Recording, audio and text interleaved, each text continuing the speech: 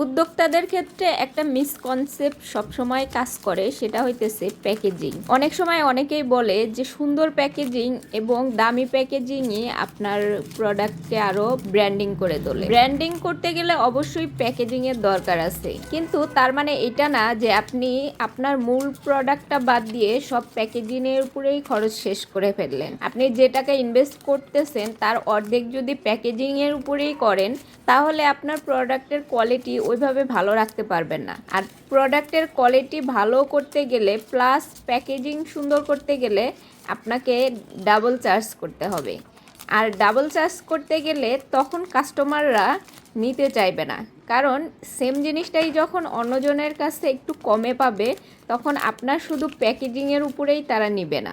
এটা হইতেছে শুরুর অবস্থা বললাম। যারা পুরাতন হয়ে গেছে, অনেক দিন ধরে বিজনেস করতেছে, ব্র্যান্ডিংয়ের ক্ষেত্রে তাদেরকে প্যাকেজিং সুন্দর করতেই হবে।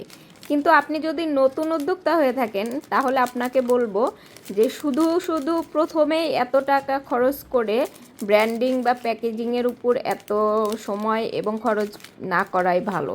আপনি যদি নতুন হয়ে থাকেন, আগে আপনার প্রোডাক্টের কোয়ালিটি ভালো করেন, তারপরে দেখবেন যখন আপনার ভালো কোয়ালিটি পাবে তখন সবাই প্যাকেজিং সুন্দর না হলেও কিনবে। তাই বিজনেসের শুরুতে প্রোডাক্টের উপর ফোকাস করুন।